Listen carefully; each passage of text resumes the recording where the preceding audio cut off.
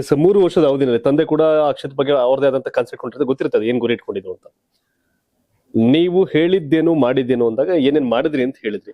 ಇನ್ನೊಂದಷ್ಟು ಮಾಡೋ ಕೆಲಸಗಳು ಬಾಕಿ ಇರುತ್ತೆ, ಇಲ್ಲ ಇದನ್ನ ನಾನು ಕಂಪ್ಲೀಟ್ ಮಾಡ್ಬೇಕು ಅನ್ನೋ ಗುರಿ ಇಟ್ಕೊಂಡಿದೀನಿ ಅಂತ ಅನ್ನೋದಾದ್ರೆ ಇರೋ ಅವಧಿನಲ್ಲಿ ಇನ್ನೇನ್ ಪ್ರಮುಖವಾಗಿ ಬೇಕಾಗತ್ತೆ ಅಂತ. ಇಲ್ಲ, ಈಗಾಗಲೇ ಹೇಳ್ದಂಗೆ ಸಂಪರ್ಕ ರಸ್ತೆಗಳು ಮತ್ತಷ್ಟು ನಮ್ಮಲ್ಲಿ ಆಗ್ಬೇಕಾಗಿದೆ. ಸೊ ಅದನ್ನು ಕೂಡ ನಾವು ಮಾಡೋಕ್ಕಾಗುತ್ತೆ. PWD ಇಲಾಖೆ ಆಗಿರ್ಬೋದು, ನಮ್ಮ RDPR ಇಲಾಖೆ ಆಗಿರ್ಬೋದು, ಎರಡನ್ನೂ ಕೂಡ ನಾವು ಮಾಡ್ಬೇಕಾಗ್ತದೆ. ಜಮೀನಿಗೆ ಹೋಗುವಂಥ ರಸ್ತೆಗಳು ಸಾಕಷ್ಟು ನಮ್ಮಲ್ಲಿ ಮೊದಲನೇ ಹಂತದಲ್ಲಿ ನಾವು ಜಮೀನ್ ರಸ್ತೆಗಳಲ್ಲಿ ಮ್ಯಾಪ್ನಲ್ಲಿರೋಂಥ ರಸ್ತೆಗಳನ್ನ ಒತ್ತುವರಿ ತೆರವು ಮಾಡಿಸುವಂಥ ಕೆಲಸವನ್ನ ಈಗ ಮಾಡಿದ್ದೀವಿ. ಅಲ್ಲಿ ರಸ್ತೆ ನಿರ್ಮಾಣ ಕೂಡ ಈಗ ಆಗಬೇಕಾಗ್ತದೆ. ಜೊತೆಗೆ ಪಟ್ಟಣ ಪ್ರದೇಶಗಳಲ್ಲಿ ತಮ್ಗೆ ಹೇಳ್ದಂಗೆ UGD ಈಗ ಸುಮಾರು 22 ಕೋಟಿಗಳಿಗೆ ನಾವು UGD ಕೆಲಸವನ್ನು ಕೂಡ ಪ್ರಾರಂಭ ಈಗ ಮಾಡಿದ್ದೀವಿ. ಮತ್ತಷ್ಟು ಅನುದಾನ ಬೇಕಾಗ್ತದೆ. ನಮ್ದು ವ್ಯಾಪ್ತಿ ದೊಡ್ಡದು, ಟೌನ್ ವ್ಯಾಪ್ತಿ ದೊಡ್ಡದು, ಬೆಳೀತಾ ಇದೆ. ಅದರಿಂದ ಅಲ್ಲಿಗೆ ಮೂಲಭೂತ ಸೌಕರ್ಯ, ರಸ್ತೆ, ಚರಂಡಿ, ಕುಡಿಯೋ ನೀರು, UGD ಈ ಒಂದು ಕೆಲಸವನ್ನ ಕೂಡ ಅಲ್ಲಿ ಮಾಡಲಿಕ್ಕೆ ಸಾಕಷ್ಟು ನಮಗೆ ಅನುದಾನ ಬೇಕಾಗ್ತದೆ. ಜೊತೆಗೆ ಮುಖ್ಯವಾಗಿ ನಮ್ಮ ಗ್ರಾಮೀಣ ಭಾಗದ ಜನರಿಗೆ ನೀರಾವರಿ ಸೌಲಭ್ಯವನ್ನು ಕಲ್ಪಿಸ್ಲಿಕ್ಕೂ ಕೂಡ ಸಾಕಷ್ಟು ಅನುದಾನ ಈಗ ಬೇಕಾಗ್ತದೆ. ನಮ್ಮಲ್ಲಿ 2 ವೇತನ ಕಾರ್ಯಕ್ರಮ ಈಗ ನಡೀತಾ ಇದೆ. ಅದ್ರಲ್ಲಿ ಒಂದು ಈಗ ನಾವು ಭೂಮಿ ಪೂಜೆ ಮಾಡೋಕ್ಕಾಗಿದೆ, ಇನ್ನೊಂದು ಒಂದು ಹುರಾ ಲಿಫ್ಟ್ 26 ಕೆರೆ ತುಂಬಿಸುವಂಥ ಯೋಜನೆ. ಆ ಒಂದು ಯೋಜನೆ ಕೂಡ ಈಗ ಆಲ್ಮೋಸ್ಟ್ ಕಂಪ್ಲೀಷನ್ಗೆ ಬಂದಿದೆ. ಸೊ ಇದೆಲ್ಲ ಆಯಿತು ಅಂತಂದರೆ ನಮಗೂ ಕೂಡ ಸಾಕಷ್ಟು ಜನರಿಗೆ ಅನುಕೂಲ ಮಾಡ್ದಂಗೆ ಆಗ್ತದೆ. ತಂದೆಯವ್ರ ಕನಸು ಕೂಡ ನನಸು ಮಾಡ್ದಂಗೆ ಆಗ್ತದೆ. ಜೊತೆಗೆ ನಮ್ಮ ದೇವಸ್ಥಾನ, ಶ್ರೀಕಂಠೇಶ್ವರ ಸ್ವಾಮಿಯ ದೇವಸ್ಥಾನ ಹೊಳೆ ಹೋಗ್ತದೆ. ಹೊಳೆ ಬಗ್ಗೆ ಸಾಕಷ್ಟು ನಿಮಗೂ ಕೂಡ ಗೊತ್ತಿರ್ತದೆ. ಅಲ್ಲಿ ಕ್ಲೀನಿನೆಸ್ ಮೇಂಟೈನ್ ಮಾಡಲಿಕ್ಕೆ ನಮಗೆ ಸಾಕಷ್ಟು ಈಗ ತಾವೆಲ್ಲರೂ ಕೂಡ ಮಾಧ್ಯಮದವ್ರು ನೋಡ್ತಾ ಇರ್ತೀರ ಯಾವ ರೀತಿ ಕ್ಲೀನ್ನೆಸ್ ಮಾಡಲಿಕ್ಕೆ ನಾವು ನಿರಂತರವಾಗಿ ಅಲ್ಲಿ ನಾವು ಈ ಬಟ್ಟೆಗಳ ರಾಶಿಯನ್ನು ತೆಗೆಸೋಗಿರ್ಬೋದು, ಆ ಹೊಳೆಯನ್ನು ಸ್ವಚ್ಛ ಮಾಡಿಸೋದಿರ್ಬೋದು, ಈ ರೀತಿಯಾದ ಕೆಲಸವನ್ನು ನಾವು ಮಾಡ್ಕೊಂಡು ಹೋಗ್ತಿದ್ವಿ. ಅದರಿಂದ ಅಲ್ಲಿಗೂ ಕೂಡ ನಾವು ಒಂದು ಪರ್ಮನೆಂಟ್ ಆಗಿ ಒಂದು ಒನ್ ಟೈಮ್ ಡೆವಲಪ್ಮೆಂಟನ್ನು ಮಾಡಬೇಕು ಅನ್ನೋ ನಿಟ್ಟಿನಲ್ಲಿ ಈ ಸುಮಾರು 70 ಕೋಟಿಗಳಿಗೆ ಒಂದು DPR ತಯಾರು ಮಾಡಿಸಿ ಈಗ ಅದು ಬೋರ್ಡ್ನಲ್ಲಿ ಕೂಡ ಕ್ಲಿಯರ್ ಆಗಿ ಕ್ಯಾಬಿನೆಟ್ಗೆ ಬರೋಂಥ ಒಂದು ಹಂತದಲ್ಲಿದೆ.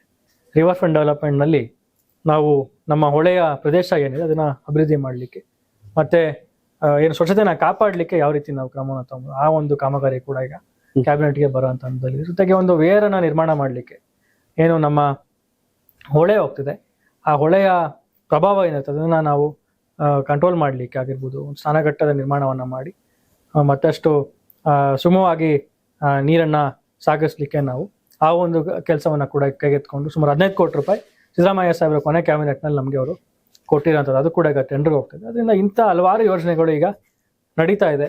ಮತ್ತಷ್ಟು ಕೆಲಸ ಮಾಡೋದಿದೆ. ಎಸ್ಪೆಷಲಿ ಯಾಕೆ ಅಂತಂದರೆ ನಮ್ಮಲ್ಲಿ ರೈತರ ಸಮಸ್ಯೆನೇ ಬೇರೆ, ಕಾಡಂಚಿನ ರೈತರ ಸಮಸ್ಯೆನೇ ಬೇರೆ. ಡಿಬೇಟ್ ಆ ಥರ ಕಾಡಂಚಿನ ರೈತರು ಅವರು ಸಾಕಷ್ಟು ಸಮಸ್ಯೆಗಳಿದೆ, ಅವ್ರಿಗೆ ನಿರಂತರವಾಗಿ ಒಂದು ಹೋರಾಟ. ಕಾಡಂಚಿನ ಭಾಗದಲ್ಲಿ ಕೃಷಿ ಮಾಡೋದು ಅಂತಂದರೆ ಅದು ಸುಲಭದ ಮಾತಲ್ಲ.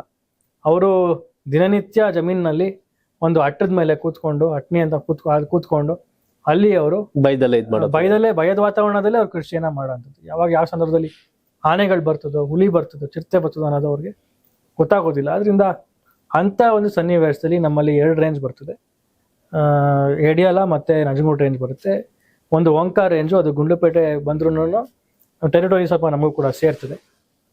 ಅದರಿಂದ ಅಲ್ಲಿ ನಾವೀಗ ಓಂಕಾರ ರೇಂಜ್ನಲ್ಲಿ ನಂಜನಗೂಡು ರೇಂಜ್ ಸಂಬಂಧಪಟ್ಟಂಗೆ ನಾವು ರೇಲ್ ಬ್ಯಾರಿಕೇಡಿಂಗ್ 4 ಕಿಲೋಮೀಟರ್ ಮಾಡಿಸ್ತಾ ಇದ್ದೀವಿ. 8 ಕಿಲೋಮೀಟರ್ ಟೋಟಲ್ ಇರೋವಂಥದ್ದು. ಇನ್ನು ಉಳಿಕೆ 4 ಕಿಲೋಮೀಟರ್ ನಾನು ಮಾಡಿಸ್ಬೇಕಾಗ್ತದೆ. ಜೊತೆಗೆ ಎಡಿಯಾಲ ರೇಂಜ್ನಲ್ಲಿ ಈಗ ರೇಲ್ ಬ್ಯಾರಿಕೇಡಿಂಗ್ ಫುಲ್ ಆಗಿದೆ, ಪೂರ್ತಿ ಕಂಪ್ಲೀಟ್ ಆಗಿದೆ. ಅಲ್ಲಿಗೆ ಅಡ್ಡ ಕಮ್ಮಿಯನ್ನು ಕೂಡ ನಾವು ಹಾಕ್ಸಿ ಇದೇ ಮೊದಲನೇ ಬಾರಿಗೆ ನಮ್ಮ ಕರ್ನಾಟಕ ರಾಜ್ಯದಲ್ಲಿ ನಮ್ಮ ಎಡಿಯಾಲ ರೇಂಜೆ ಮೊದಲನೇ ಬಾರಿಗೆ ನಾವು ಚೈನ್ ಲಿಂಕ್ ಮೆಶ್ ಅನ್ನ ಸುಮಾರು 2.5-3 ಕಿಲೋಮೀಟರ್ಗೆ ನಾವು ಹಾಕಿರೋಂಥದ್ದು. ಚೈನ್ ಲಿಂಕ್ ಮೆಶ್ ಅನ್ನ ಕಾಡು ಪ್ರಾಣಿಗಳು ಮತ್ತೆ ಡೊಮೆಸ್ಟಿಕ್ ಕಾಡಲ್ಲಿರುವಂತ ಈಗ ಜಿಂಕೆಗಳಾಗಿರ್ಬೋದು, ಬೇರೆ ಏನು ನಿಮ್ಗೆ ಹರ್ಬಿವೋರಸ್ ಅನಿಮಲ್ಸ್ ಆಗಿ ಅವು ಅಲ್ಲಿ ಪಾಸ್ ಆದ್ರೆ ಮತ್ತೆ ಕಾರ್ನಿವರ್ಸ್ ಅನಿಮಲ್ಸ್ ಕೂಡ ಜೊತೆಗೆ ಪಾಸ್ ಆಗ್ತದೆ ಅನ್ನೋ ಇಂಟೆನ್ಷನ್ ನಲ್ಲಿ ನಮ್ಮ ಜನರ ಒಂದು ಬೇಡಿಕೆ, ನಮಗೆ ಮೆಶ್ ಹಾಕ್ಸ್ಕೊಡಿ ಅನ್ನೋ ಒಂದು ಬೇಡಿಕೆ. ಅದರಿಂದ ಅದನ್ನ ಪ್ರಾಯೋಗಿಕ ಹಂತದಲ್ಲಿ ನಾವು ಸುಮಾರು 1 ಕಿಲೋಮೀಟರ್ ನಾವು 1.5 ವರ್ಷದಿಂದನೇ ನಾವು ಪ್ರಯೋಗನ ಮಾಡಿದ್ದು. ನಾವು ಅದಾದ ಬಳಿಕ ಈಗ ಸುಮಾರು 2-3 ಕಿಲೋಮೀಟರ್ಗೆ ಈಗ ನಾವು ಅದನ್ನ ನಮ್ಮ PTCCF ಫಂಡ್ನಲ್ಲಿ ನಾವು ಅದನ್ನ ತಂದು ಈಗ ಆ ಕೆಲಸ ಕೂಡ ಈಗ ನಡೀತಾ ಇದೆ. ಸೊ ಅದರಿಂದ ಈ ಕಾಡಂಚಿನ ರೈತರ ಒಂದು ಸಮಸ್ಯೆ ಏನಿದೆ ಅದನ್ನು ಕೂಡ ಬಗೆಹರಿಸಬೇಕು ಅನ್ನೋದು ನಮ್ಮ ತಂದೆಯವರ ಕನಸಾಗಿತ್ತು.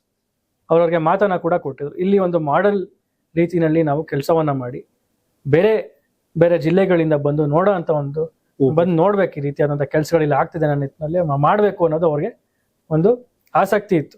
ಅದರಂತೆ ಇವತ್ತು ಜನರ ಅಪೇಕ್ಷೆಯಂತೆ ವಿತ್ ನಮ್ಮ ವೈಲ್ಡ್ ಲೈಫ್ ಅವರ ಎಕ್ಸ್ಪರ್ಟೀಸನ್ನು ಕೂಡ ಜೊತೆಗೂಡಿ ಇವತ್ತು ನಾವು ಈ ಏನು ಹ್ಯೂಮನ್ ಅನಿಮಲ್ ಕಾನ್ಫ್ಲಿಕ್ಟ್ ಅನ್ನೋದೇನಿದೆ ಅದನ್ನು ತಡೆಗಟ್ಟಲಿಕ್ಕೆ ನಾವು ಪ್ರಾಮಾಣಿಕವಾಗಿ ಇವತ್ತು ಪ್ರಯತ್ನವನ್ನು ಪಟ್ಟಿದ್ದೇವೆ. ಯಡಿಯೂರ ರೇಂಜ್ನಲ್ಲಿ ಸಾಕಷ್ಟು ಇಂಪ್ರೂವ್ಮೆಂಟ್ ಈಗ ಆಗಿರೋವಂಥದ್ದು.